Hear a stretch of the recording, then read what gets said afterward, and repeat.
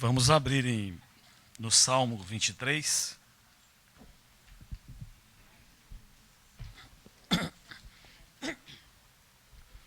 Salmo 23.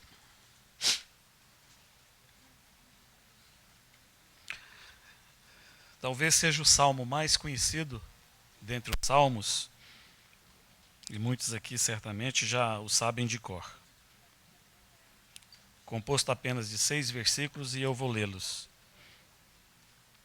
O Senhor é o meu pastor, nada me faltará. Ele me faz repousar em pastos verdejantes. Leva-me para junto das águas de descanso.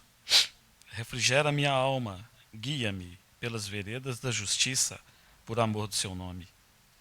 Ainda que eu ande pelo vale da sombra da morte, não temerei mal nenhum, porque tu estás comigo. Teu bordão e o teu cajado me consolam. Preparas-me uma mesa na presença dos meus adversários. Unges-me a cabeça com óleo, o meu cálice transborda. Bondade e misericórdia certamente me seguirão todos os dias da minha vida, e habitarei na casa do Senhor para todo sempre. Esse salmo, como eu já disse anteriormente, ele é de autoria de Davi, o grande rei de Israel e também um grande pastor. Davi foi um pastor que poucos poderiam rivalizar com ele. Nós sabemos disso por algumas passagens das Escrituras que deixam isso bastante claro. Quando Samuel veio até a casa de Jessé, o belemita, para ungir um dos filhos de Jessé, e mesmo o grande profeta Samuel, ele não sabia ainda qual dos filhos de Jessé seria ungido rei de Israel. Então ele pede que Jessé ajunte seus filhos, e Jessé então traz todos os seus filhos, e menos Davi. Mas a ordem do profeta era que juntasse todos os seus filhos. Então passa o primeiro, e ele era forte, de boa aparência, e Samuel já ia derramar virar o chifre, né, com azeite para o lado dele para ungí-lo. E o Senhor falou, não é esse. Aí passa o segundo, Samuel fala, agora é esse. E também não era. E foram passando todos, e Samuel ficou um pouco preocupado, eu diria assim. E aí ele pergunta a Jessé, ué, acabaram-se os teus filhos? Aí Jessé fala, ainda tem um, o mais novo. Ele está no campo, apacentando as ovelhas. Ele estava lá, apacentando as ovelhas de seu pai. E o caráter desse pastor Davi, nós vamos ver com bastante clareza a característica, o cuidado que Davi tinha com as ovelhas do seu pai,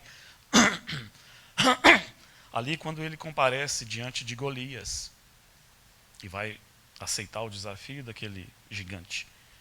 Então eles ponderam que ele é um menino ainda, que ele não é um homem de guerra, e aí ele solta essa pérola. Ele conta algo que até então estava escondido no seu próprio coração, algo que ele guardou, que era um tesouro que ele tinha. E aí ele diz, não. Quando eu apacentava as ovelhas, veio um leão ou um urso. É interessante essa expressão, não é? Se fosse comigo, eu teria floreado mais, né? Eu teria dito, veio um leão, e a juba dele desse tamanho. E veio também um urso, um grizzly, né? Aquele grandão, e daria muitos detalhes, mas ele diz, veio um leão ou um urso. E ele não dá muito caso, muita importância. E ele diz, e quando um desses dois aí pegava uma ovelhinha, eu o perseguia. E eu arrancava a ovelhinha da sua goela. E se ele me atacasse, eu pegava pela barba e o matava. Um pastor muito cuidadoso, certamente. Era um homem muito precavido e muito responsável, muito amoroso. E aqui, ninguém melhor do que esse homem, então, que foi um grande pastor de ovelhas, para escrever esse salmo. E ele começa dessa maneira maravilhosa. Ele identifica o Senhor, dizendo que o Senhor é o meu pastor, nada me faltará. Só que eu quero lembrá-los que aqui ele não está escrevendo esse salmo sob a perspectiva de um pastor. Aqui ele é ovelha. Ele é uma ovelhinha do Senhor. Então, é o salmo da ovelha. Não é o salmo do pastor. Ele coloca-se como uma ovelha que está sendo apacentada e ele olha para o seu pastor, e aí essa ovelhinha então vai proferir essas palavras maravilhosas que nós podemos ler e nos alegrar e sermos instruídos, contidas aqui nesse salmo. É a ovelha dizendo: o Senhor é o meu pastor, nada me faltará. As ovelhas, certa vez, eu perguntei a uma irmã, quando estávamos conversando, por que ela achava que, por mais de 500 vezes, o povo de Deus é relacionado a esse animal, é comparado a esse animal. Nós somos as ovelhas de Jesus. E por toda a Bíblia, esse pensamento está lá, por mais de 500 vezes. E eu perguntei a essa irmã: por que você acha que a palavra de Deus, ele diz que nós somos ovelhas, nos compara com esse animal? Por que nós não somos comparados ao gato, ao cachorro, ao leão, ao tigre, à águia, né? Aí essa irmã disse assim: irmão Léo, é porque é um bichinho tão bonitinho, ele é tão fofo, ele é tão mansinho, eu acho que é por isso aí. Não é por isso. Eu penso que eu concordaria mais com a definição que Lance Lambert deu um dia, né, acerca da ovelha e das características da ovelha. Ele diz que é um dos animais mais estúpidos que existem. Um animal bobinho. Nosso foco não será na ovelha nessa manhã, apenas vou te dar essas informações. Algumas características das ovelhinhas. A ovelha, ela tem 7,5 graus de miopia. Ela tem aquilo que nós chamamos de vista curta, não é? Ela tem esse problema na vista. Então, ela só vê o que está perto. Se um lobo estiver lá na distância daqui, que estamos do abílio ali, ela vai ver apenas um vulto. Por isso ela é uma presa fácil para os predadores. Ela não sabe que aquilo lá é um cachorro, que aquilo lá é um leão, que aquilo ali é um lobo. Ela não sabe distinguir. Ela vê apenas vultos. É por isso que ela é picada por cobras com facilidade. Se ela vê uma cobra cascavel enrolada ali, ela vai chegando, ela vai chegando, ela vai chegando, bem pertinho da cobra para ver o que é. Vista curta. E aí a cobra vai picá-la. Ela não consegue enxergar muito longe. Vista curta, 7,5 graus de miopia. Se tem alguém aqui que tem miopia, sabe muito bem o que estou falando. A ovelha também, ela é insaciável. Ela come de 7 a 8 horas por dia. Já pensou? Se você gastasse a sua vida comendo de 7 a 8 horas, ela come de 7 a 8 horas por dia. Ela vai armazenando, ela vai armazenando, ela vai armazenando. E ela tem um estômago e 4 compartimentos ali. Não são 4 estômagos, é um estômago e 4 compartimentos. Rumen, retículo, omaso e abomaso. Ela come, come, come, aí ela vai para o primeiro compartimento. Aí depois ela tira e joga para o segundo. Come, come, come, e ela vai fazendo essa troca. Quando a gente abatia alguma para o nosso consumo lá em Minas, eu sempre ficava maravilhado de quanta comida tinha na barriguinha dela. Desnecessária. Não precisava comer tanto. Ela é insaciável. Uma outra característica da ovelha também, ela não sabe se defender. O gato, se você pegá-lo, apertá-lo, ele vai te unhar. O cachorro te morde. A cobra vai te picar. O elefante vai te pisotear. Até a formiga, se você tocar nela de qualquer jeito, ela vai te picar. Ela tem uma defesa, ela vai te atacar. Mas a ovelha não tem nenhuma defesa. Ela não sabe se defender. Depois da reunião, depois em casa, você pode ir no Google e você pode colocar lá assim: ovelhas desmaiando de medo.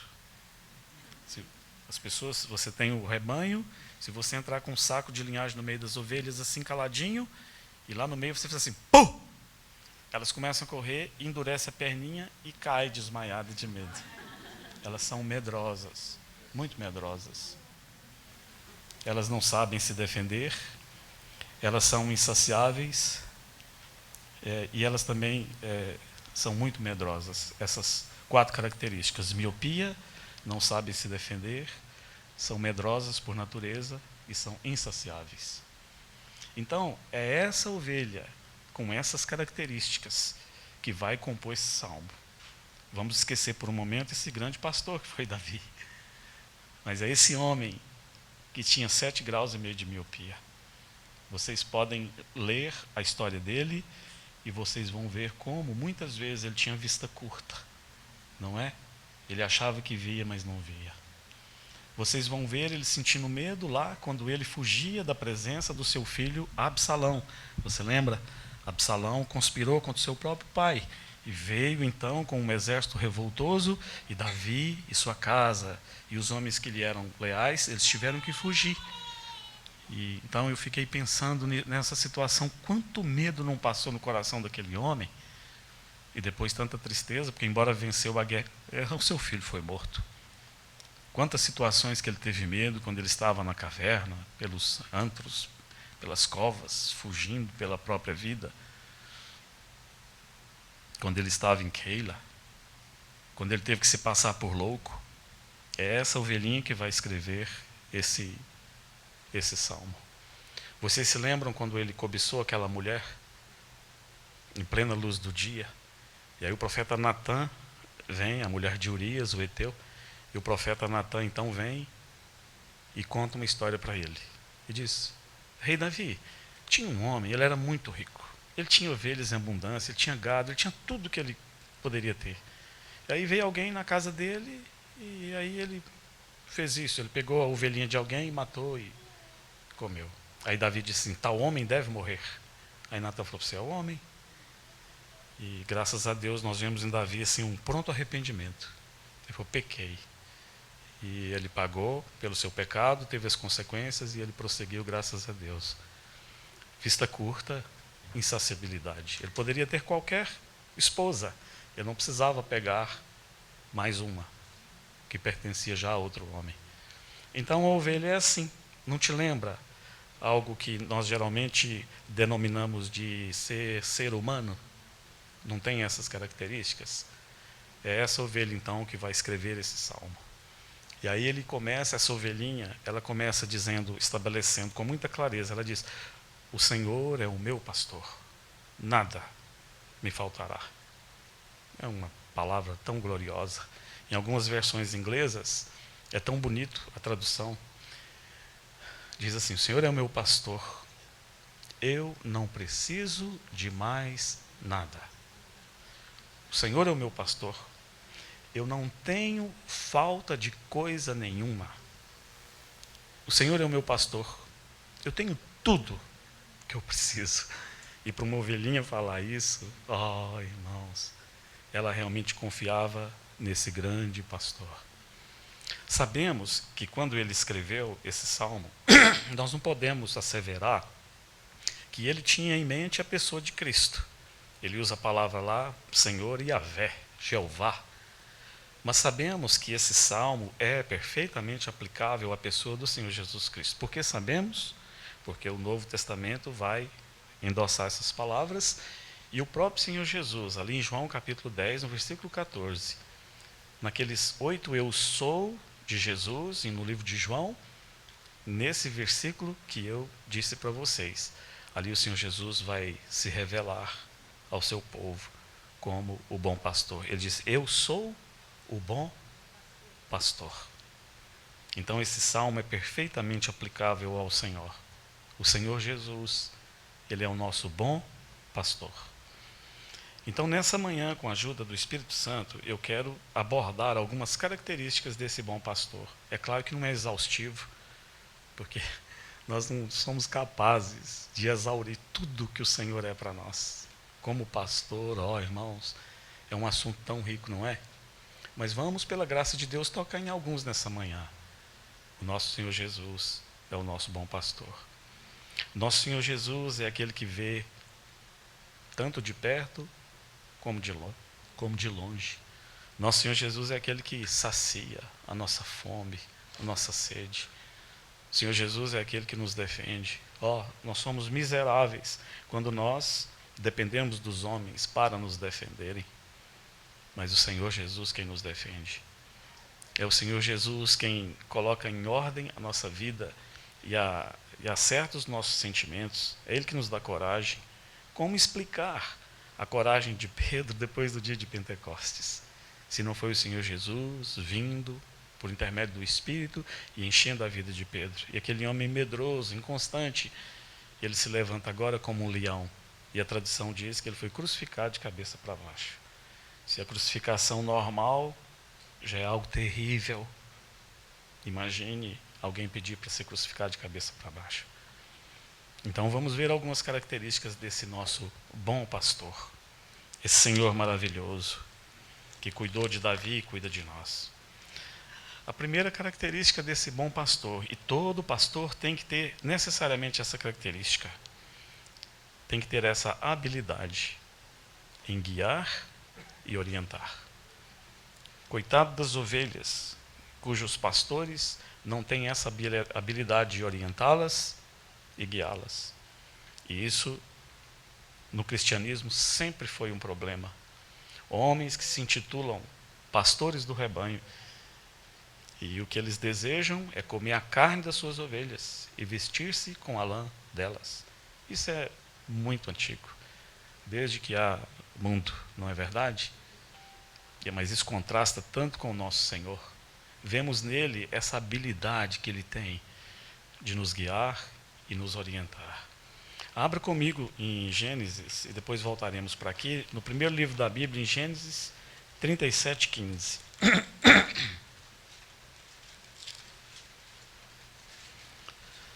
Gênesis 37:15, primeiro versículo da Bíblia. Diz assim: E um homem encontrou a José, que andava errante pelo campo, e lhe perguntou: Que procuras? Respondeu: Procuro meus irmãos. Dize-me, onde apacentam eles o rebanho? Disse-lhe o homem: Foram-se daqui, pois ouvi-os dizer: Vamos a Dotã. Então seguiu José atrás dos irmãos e os achou em Dotã. Se você voltar um pouquinho aí no 37, no início, você vai ver que no versículo 13, quando Israel chama o seu filho José e manda que ele vá encontrar com seus irmãos e ver se eles estão bem, no versículo 13, o Espírito Santo colocou assim, 37:13. Perguntou Israel a José: Não apacentam teus irmãos o rebanho em Siquém? Vem, enviar-te-ei a eles. Respondeu-lhe José: Eis-me aqui. Então, os irmãos de José, eles deveriam estar em Siquém. O que eles estavam fazendo em Dotã? O pai tinha combinado com eles e tinha enviados para irem apacentar o rebanho em Siquém. Já tinha essa combina prévia. Eles deveriam estar em Curitiba. O que é que eles estavam fazendo em Belo Horizonte? Então, José vai em cumprimento à ordem do seu pai. E é um texto muito bonito, muito lindo aqui, um texto poderoso. Agora imagine comigo naquela época, provavelmente uma vastidão de campos, sem cerca nenhuma, sem divisões, provavelmente. A maioria era assim, claro que tinha cercas, mas me permito imaginar assim, aquela vastidão, aquele ermo. Então José recebeu instruções específicas do seu pai onde seus irmãos estavam. E ele chegou ali e seus irmãos não estavam. E ele ficou andando em círculos, como o meu cachorrinho de 17 anos, que é cego e surdo. E quando ele está fora do seu habitat, ele fica andando em círculos, tentando se orientar. José, creio que ficou assim, totalmente perdido. E um homem encontrou José, que andava errante pelo campo. Que homem é esse? Há várias interpretações diferentes. Alguns acham que é um anjo, alguns acham que é um judeu, alguns acham que é, e realmente eu não sei. Mas eu me permita relacioná-lo com a pessoa do Senhor Jesus, esse bom pastor. Esse homem veio e deu a José instruções específicas de onde os seus irmãos estavam. E mudou completamente aquela situação de perdição, de preocupação, de falta de informação. Aquele homem falou com clareza. Ele disse assim: eles foram-se daqui, porque eu os ouvi dizer: vamos a Dotã. Eles estão lá. Irmãos, não é assim com o Senhor Jesus. Nós não podemos aplicar isso à nossa vida. Nós estávamos desgarrados como ovelhas. Nós estávamos perdidos nesse mundo. Eu não sei com relação à sua vida. Talvez você possa me dizer: irmão Léo, a minha situação é um pouco diferente da sua. Eu nasci em um lar cristão, mas Deus não tem netos. Deus tem filhos. Em algum momento você deve ter passado por uma crise na sua vida e você sentiu a necessidade de se voltar para esse pastor maravilhoso e você recebeu dele direção e ele apontou o caminho para você. Como precisamos desse pastor habilidoso em nos guiar e nos orientar. Muitos dos nossos problemas, e eu também tenho passado por muitos problemas como vocês, e depois que chegamos do outro lado, e ele vem bondosamente nos socorre, talvez em todos eles, quando nos metemos em problemas, na maioria das vezes, é porque não ouvimos direito, ou ouvimos e não obedecemos às instruções do nosso pastor. Ele vem bondosamente, ainda conserta o nosso caminho, na nossa perdição, e diz: eles não estão aqui em Curitiba, eles estão lá em Belo Horizonte. E talvez por um ouvido duro, ou um desejo já de não obedecê-lo muitas vezes, ele diz: eles estão em Belo Horizonte. E nós saímos e disse: é uma longa distância daqui até Santo Antônio do Monte. E ele tem essa habilidade de nos guiar. Se nós permitirmos que esse bom pastor nos guie, certamente acontecerá conosco o que aconteceu com essa ovelhinha aqui. Ele disse: ele me leva, ele me guia para junto das águas de descanso. Ele refrigera a minha alma. Uma outra característica desse bom pastor de Davi, e também que é o nosso pastor, o Senhor Jesus Cristo, e uma característica que o bom pastor tem que ter inevitavelmente, é a sua disposição em defender as suas ovelhas. Todo pastor, ele tem que ter essa disposição no coração. Ele tem que estar disposto a defender as suas ovelhas. Eu me lembro de uma história que aconteceu com um homem de Deus chamado Sundar Singh. Ele era sadhu, um indiano. E ele converteu-se a Jesus Cristo. Ele estava totalmente perdido. Um homem religioso. E não encontrou na sua religião, nos seus deuses, nos seus livros, o conforto e a paz que a sua alma tanto ansiava. Então, um dia, os seus pais o matricularam numa escola presbiteriana que tinha lá na cidade dele. E ali ele teve o primeiro contato com o Novo Testamento. Ele teve contato com Jesus. Ele começou a ler aquele livro, jovenzinho, 13, 14, 15 anos. E aí, sabe o que ele disse acerca daquele livro, daquele Jesus, aquele bom pastor que estava lá descrito no livro? Ele falou assim: estranho aquele Jesus de quem aquele livro falava. Suas palavras prendiam o coração. E ele se converteu ao Senhor em 1908. Ele tinha a idade que o Benjamin Ryle irá ter no dia 4 de setembro desse ano. Ele tinha 19 anos, o sadhu. E ele já estava engajado, pregando o evangelho em todo lugar. E em 1908 ele estava numa cidade chamada Hazar, no Tibete. E quando ele pregava Cristo, então eles o pegaram e o levaram para o lama, o oficial da cidade, e o oficial da cidade decretou na hora que ele era para ser executado. Sabe como era para ele ser executado? Eles o levaram no centro da cidade, tinha uma praça, e ali tinha uma cisterna, tiraram a tampa da cisterna e o jogaram lá dentro. Os prisioneiros, os condenados à morte, eram jogados ali, vivos, e morriam ali dentro. E o sadhu diz que ele então, quando caiu lá dentro, havia um cheiro de carne em putrefação, e eles fecharam a porta e ele escorregava em coisas pegajosas, corpos em putrefação, coisas pontudas que ficavam cutucando nele. Ele encontrou um lugar para se ajoelhar e ele ficou orando, orando. E ele diz que ele duvidou de Cristo. Mas esse Cristo que está lá, ele prometeu que me defenderia, que ele cuidaria de mim, eu estou trabalhando para ele.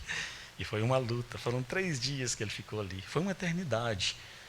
Até que no 3º dia, de madrugada, ele ouviu aquela tampa se abrindo, um vulto que contrastava com aquela noite negra, e aí aquela pessoa lá em cima disse para ele: se agarre nessa corda. Ele tateou, pegou uma corda com um nó, colocou o pé, segurou, e aquele homem fortão lá de cima veio puxando ele para cima.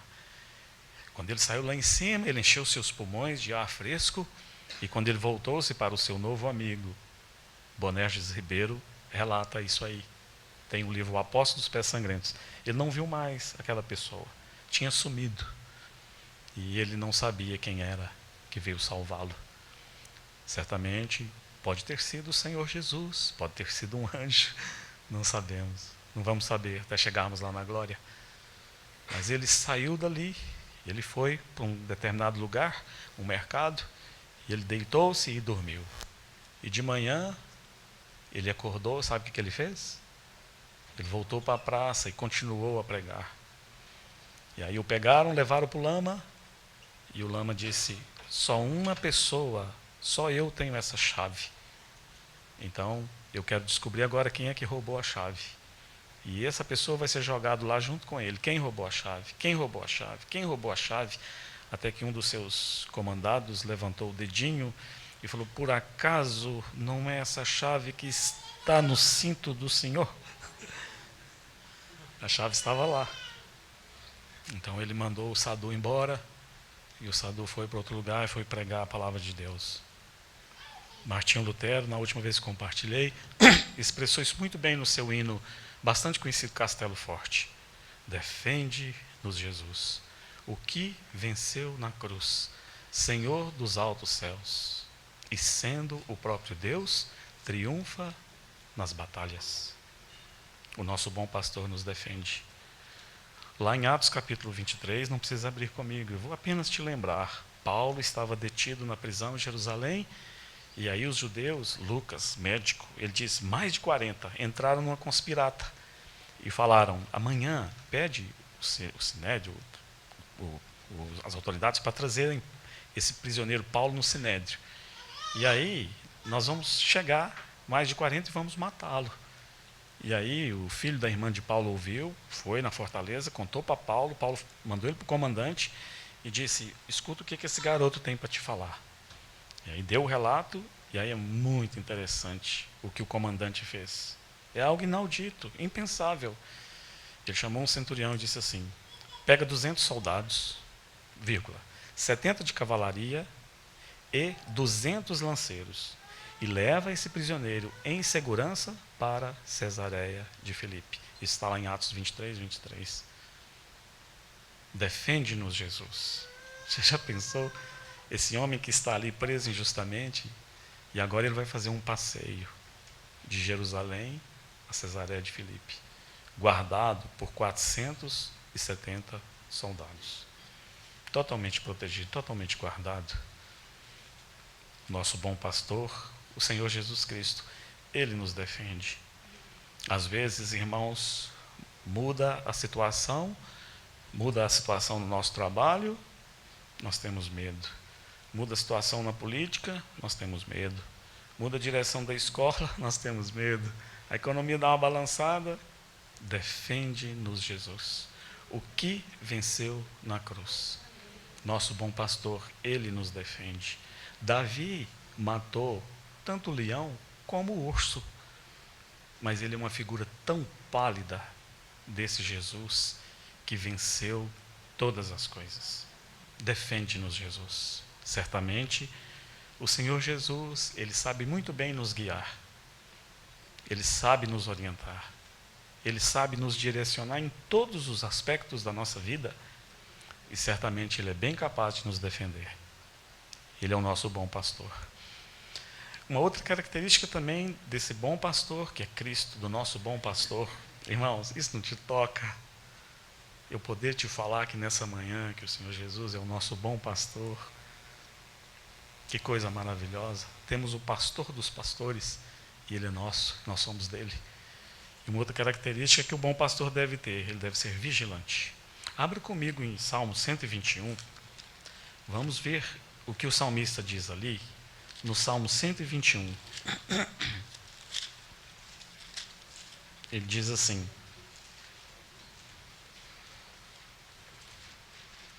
Salmo 121,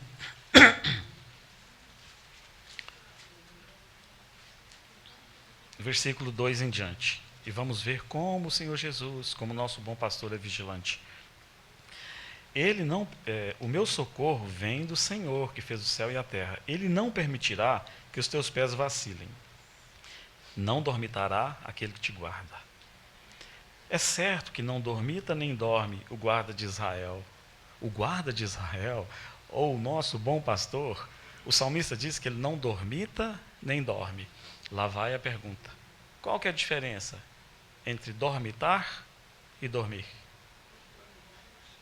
Dormitar é cochilar. E dormir, 8 horas, de preferência, por noite, se for possível, né?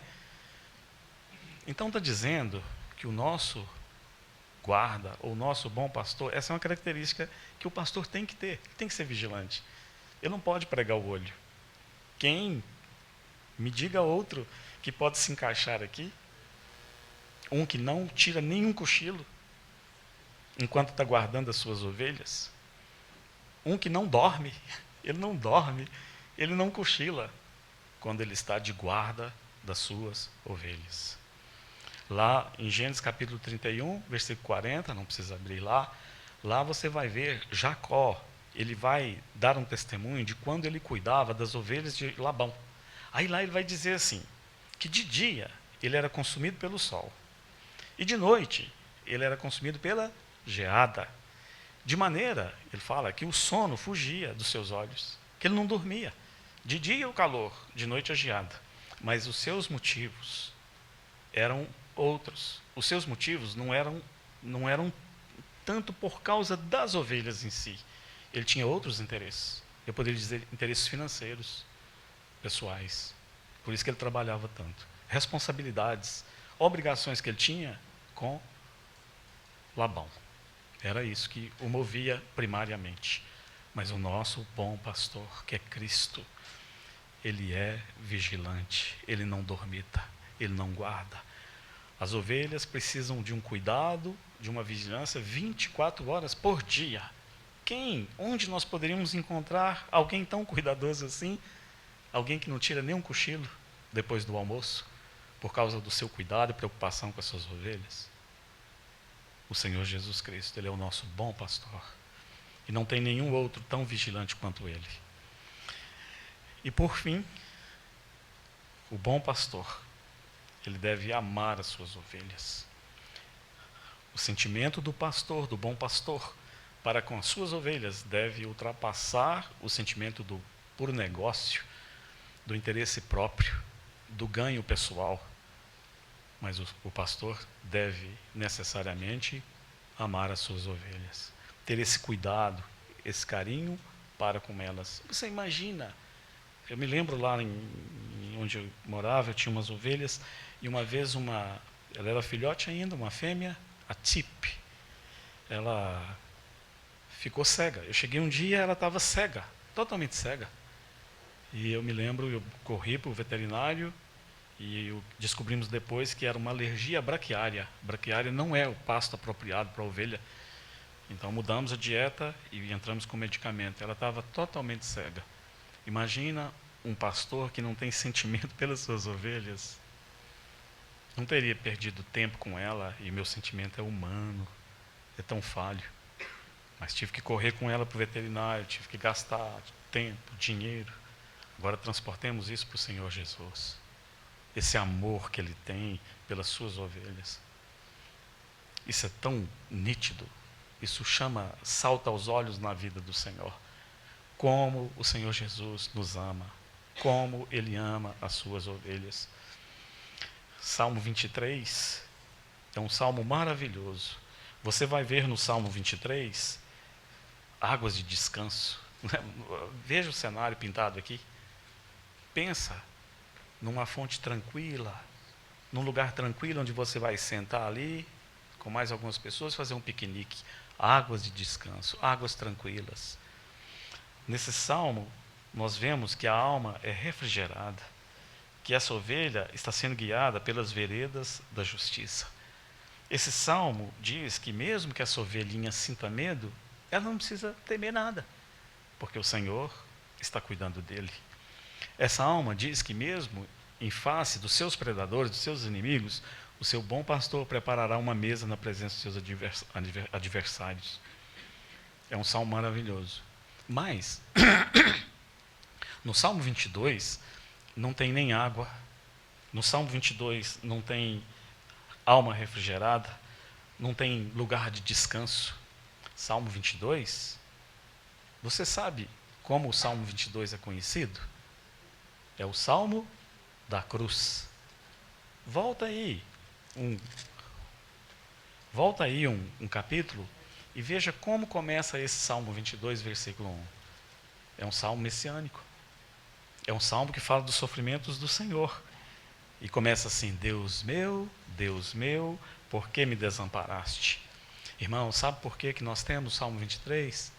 É porque antes dele ser o nosso bom pastor, antes de ser manifestado, nós termos acesso a todas essas características e sermos apacentados por ele, graças a Deus, ele passou pelo Salmo 22. Ele foi para a cruz, ele foi vituperado, ele foi envergonhado, ele sofreu coisas atrozes, ele ficou totalmente desfigurado. Ele foi desamparado pelo próprio Pai. Sabe por quê? Por causa do seu amor.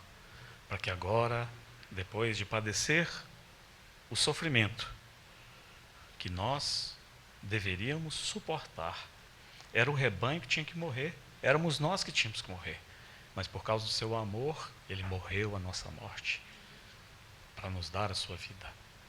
Ele foi, enfrentou aquela morte, e aí, depois então ele foi sepultado. Depois então, no terceiro dia, dia glorioso, não é? Ele ressuscitou. E agora, por causa do que ele passou, nós podemos experimentar o que ele se tornou, o que ele realmente é. Ele é o nosso bom pastor. De nada temos sentido falta. Estamos totalmente seguros nas mãos desse pastor. Devemos apenas ouvi-lo e ele nos levará a pastos verdejantes. Mas se tiver algum problema, não precisamos temer.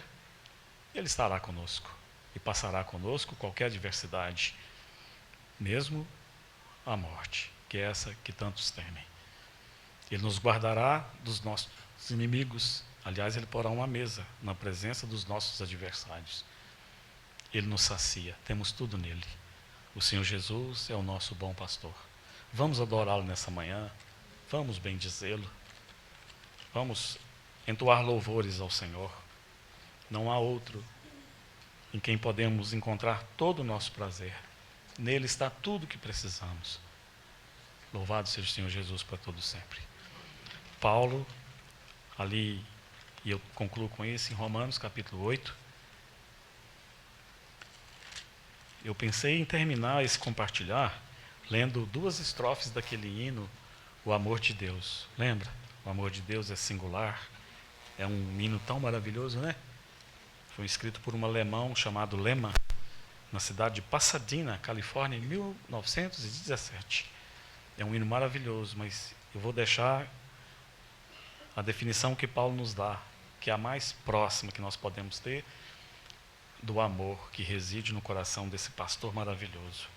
E Paulo, aos Romanos, capítulo 8, versículo 38 e 39, ele diz: porque eu estou bem certo de que nem a morte, nem a vida, nem os anjos, nem os principados, nem as coisas do presente, nem do porvir, nem os poderes, nem a altura, nem a profundidade, nem qualquer outra criatura poderá separar-nos do amor de Deus que está em Cristo Jesus, nosso Senhor.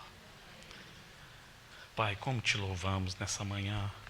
Tua palavra diz que o Senhor amou o mundo de tal maneira que o Senhor deu o seu Filho unigênito, para que todo aquele que nele crê não pereça, mas tenha a vida eterna. Te agradecemos por tal amor. Te agradecemos porque o Senhor nos deu o teu melhor, que é a pessoa do teu Filho bendito.